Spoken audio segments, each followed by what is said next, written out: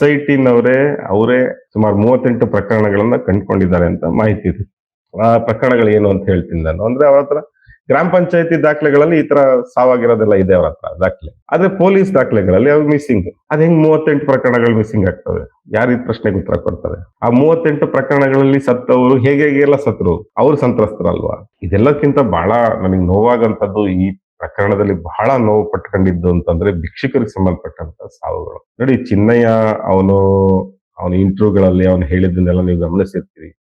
ಅವ್ನು ನ್ಯಾಯಾಲಯದ ಮುಂದೆ ಯಾವ ಸ್ಟೇಟ್ಮೆಂಟ್ ಕೊಟ್ಟಿದ್ನೋ ಗೊತ್ತಿಲ್ಲ. ಆದ್ರೆ ಭಿಕ್ಷುಕರಿಗೆ ಸಂಬಂಧಪಟ್ಟಂತೆ ಅವ್ನು ಹೇಳ್ತಾ ಇದ್ದ ಅವನು.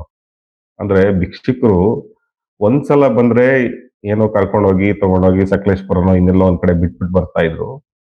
ಮತ್ತೆ ಅವ್ರು ತಿರ್ಗಾ ವಾಪಸ್ ಬಂದ್ರೆ ಅವ್ರನ್ನ ಹೊಡೆದು ಸಾಯಿಸ್ಲಾಗ್ತಿತ್ತು ಅಂತ ಸುಳ್ಳು ಅಂತಾನೆ ಅನ್ಕೊಬಿಡೋಣ. ಚಿನ್ನಯ್ಯ ಹೇಳಿದ ಸುಳ್ಳು ಅಂತಾನೆ ಅನ್ಕೊಬಿಡೋಣ. ಆದ್ರೆ ದಾಖಲೆಗಳನ್ನ ನೋಡಿದ್ರೆ ಎಷ್ಟೊಂದು ಪ್ರಕರಣಗಳು ಕಾಣಿಸ್ತವೆ. ಭಿಕ್ಷುಕರು ಅಲ್ಲೆಲ್ಲೋ KSRTC ಬಸ್ ಸ್ಟ್ಯಾಂಡ್ ಹತ್ರ ಸತ್ತು ಬಿದ್ದಿದ್ರು, ಭಿಕ್ಷುಕಿ ಸತ್ತು ಬಿದ್ದಿದ್ಲು, ಮುಖ್ಯ ದ್ವಾರದ ಬಳಿ ಒಂದು ಭಿಕ್ಷುಕನ ಶವ, ಕಿಂಡಿ ಅಣೆಕಟ್ಟೆ ಹತ್ರ ಭಿಕ್ಷುಕನ ಶವ. ಅದೇನ್ ಭಿಕ್ಷುಕರೆಲ್ಲ ಹೋಗ್ಬಿಟ್ಟು ಅಲ್ಲೇ ಸಾಯಕ್ಕೋಸ್ಕರ ಅದೇನೋ ಮೋಕ್ಷ ಸಿಗುತ್ತೆ, ಏನೋ ಸಾಯುಜ್ಯ ಸಿಗುತ್ತೆ ಅಂತ ಅಲ್ಲಿ ಹೋಗಿ ಇಚ್ಛಾಮರಣಿಗಳಾಗಿ ಸತ್ತೋಗ್ಬಿಡ್ತಾ ಇದ್ರ. ಯಾರು ಇಲ್ಲಲ್ಲ, ಅವ್ರ ಬೆನ್ನ ಹಿಂದೆ ಯಾರು ಇಲ್ಲ, ಅವ್ರನ್ನ ಕೇಳೋರು ಯಾರು ಇಲ್ಲ. ಅವ್ರಿಗೆ ಯಾರು ಭಿಕ್ಷುಕರು ಅನಾಥರಲ್ವಾ? ಹಾಗಾಗಿ ಅವ್ರು ಸಂತ್ರಸ್ತರಾಗಕ್ ಸಾಧ್ಯ ಇಲ್ಲ. ಫ್ಯಾಮಿಲಿಗಳಿಲ್ವಲ್ಲ ಅವ್ರಿಗೆ. ಏನೂ ಆಗೇ ಇಲ್ಲ, ಏನೂ ನಡೆದೇ ಇಲ್ಲ ಅಂದ್ರೆ ನಾವೆಲ್ಲ ಹುಚ್ಚರ ತರ ಮಾತಾಡ್ತಾ ಇರಲಿಲ್ಲ. 400-500 ಕೇಸ್ಗಳಂತೂ ನಾನು ಗಮನಿಸಿದ್ದೇನೆ. ಒಂದಲ್ಲ ಒಂದ್ ರೀತಿ ಅನುಮಾನ ಬರುವಂತ ಪ್ರಕರಣಗಳು. ನಾವು ಇದನ್ನೆಲ್ಲ ಯಾರೋ ಒಬ್ಬ ವ್ಯಕ್ತಿ ನಿಂತ್ಕೊಂಡು ಮಾಡ್ತಾ ಇದ್ದ ಅಂತ ನಾನು ಯಾವ್ದೇ ಕಾರಣಕ್ಕೂ ಯಾವತ್ತೂ ಹೇಳಿಲ್ಲ, ಇವತ್ತಿಗೂ ಹೇಳಲ್ಲ ನಾನು. ಆದ್ರೆ ಆಗಿದೆಯಲ್ಲ, ಯಾರೋ ಮಾಡ್ತಾ ಇದಾರಲ್ಲ, ಯಾಕೆ ಮಾಡ್ತಾ ಇದ್ದಾರೆ? ಯಾಕೆ ಮಾಡಿದ್ರು? ಈ ದುಷ್ಟಕೂಟ ಯಾವುದು? ಆ ಕಿಲ್ಲರ್ ಗ್ಯಾಂಗ್ ಯಾವುದು? ಆ ಅತ್ಯಾಚಾರಿಗಳ ಗ್ಯಾಂಗ್ ಯಾವುದು?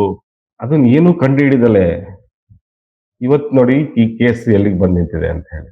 SIT ಹೇಳ್ತಾ ಐತೆ ನಾವು ಬರೀ 39/2025 ಅಷ್ಟನ್ನೇ ನಾವು ಮಾಡ್ತಾ ಇಲ್ಲ. ನಾವು ನೋಡಿ ಬಂಗ್ಲೆಗುಡ್ಡದಲ್ಲಿ ಸಿಕ್ತಲ್ಲ, ಅಂದ್ರೆ 7 ತಲೆಬುರುಡೆ ಮತ್ತೆ 106 ಮೂಳೆಗಳನ್ನ ಅವರು ಸೋಕೋ ಟೀಮ್ ಎಲ್ಲ ಹೋಗಿ ಅದನ್ನ ಸೆಕ್ಯೂರ್ ಮಾಡಿ ತಗೊಂಬಂದ್ರಲ್ಲ, ಈಗೆಲ್ಲ ಅದನ್ನ ಫೊರೆನ್ಸಿಕ್ ಎಲ್ಲ ಕಳಿಸಿದಾರಲ್ಲ, ಅದನ್ನು ಕೂಡ ನಾವು ತನಿಖೆ ಮಾಡ್ತಾ ಇದೀವಿ ಅಂತ. ಮಾಡ್ತಾರೋ ಇಲ್ವೋ ಗೊತ್ತಿಲ್ಲ, ಏನ್ ಮಾಡ್ತಾರೋ ಇಲ್ವೋ ಗೊತ್ತಿಲ್ಲ. ಸತ್ರು ಅನ್ನೋದಷ್ಟೇ ಗೊತ್ತು. ಅವ್ರ ವಯಸ್ಸು ಕಂಡು ಹಿಡಿದ್ಬಿಟ್ಟು ಆ ಬುರುಡೆ ಹಲ್ಲು ಇನ್ನೊಂದು ನೋಡಿ ವೈಜ್ಞಾನಿಕವಾದ ವಿಶ್ಲೇಷಣೆ ಮಾಡಿ ಇದಕ್ಕೆ 45 ವರ್ಷ, ಇದಕ್ಕೆ 50 ವರ್ಷ, ಹೆಂಗ್ ಸತ್ರು?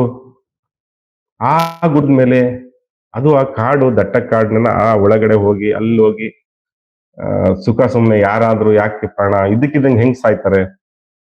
ಓಲೆಯಲ್ಲೆಲ್ಲ ಗುಂಡಿ ಇತ್ತ ಬಿತ್ಸಾಯಕ್ಕೆ, ಅಥವಾ ನೀರಿತ್ತ, ಬೆಂಕಿ ಇತ್ತ? ಎಂಥದೂ ಇಲ್ಲಲ್ಲ.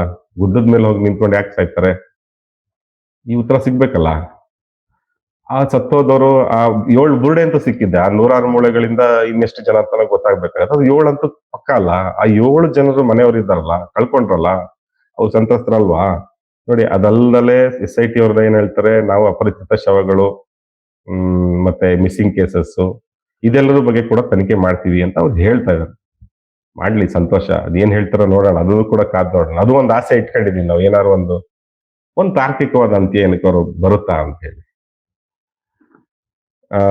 ಈಗ ಇಂಥವರೇ ಆರೋಪಿಗಳು ಅಂತ ನಾವೇನ್ ಹೇಳ್ತಾ ಇಲ್ಲಲ್ಲ, ಹೇಳಲಿ ಅಲ್ಲ, ಅವರು ಮಾಡ್ಲಿ, ತನಿಖೆ ಮಾಡ್ಲಿ, ಸತ್ಯವನ್ನು ಹೊರಗಡೆ ತರಲಿ. ಚಿನ್ನಯ್ಯ ಹೇಳಿದ್ ಸುಳ್ಳು, ಹೌದು, ಆಯ್ತು, ಒಪ್ಕೊಂಡ್ಬಿಡ್ತೀವಿ. ಅಟ್ಲೀಸ್ಟ್ ನೀವ್ ಕಂಡ್ಕೊಂಡಿದ್ದೆಲ್ಲ ಸುಳ್ಳಲ್ವಲ್ಲ? ನಿಮ್ ಕೈಲಿರೋ ದಾಖಲೆಗಳು ಸುಳ್ಳಲ್ವಲ್ಲ? ಅಲ್ಲಿ ನೀವು ಹೋಗಿ ಬಂಗ್ಲೆಗುಡ್ಡದಲ್ಲಿ ಆಯ್ಕೊಂಬಂದ್ರಲ್ಲ ಮೂಳೆಗಳು, ಅದು ಸುಳ್ಳಲ್ವಲ್ಲ? ಅದಕ್ಕಾರು ಉತ್ತರ ಕೊಡಿ.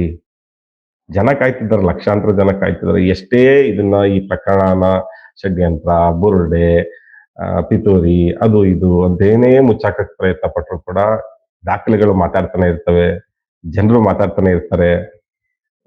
ಇದನ್ನ ಯಾವತ್ತೂ ಕೂಡ ಮುಚ್ಚಾಕೋದಕ್ಕೆ ಸಾಧ್ಯ ಇಲ್ಲ.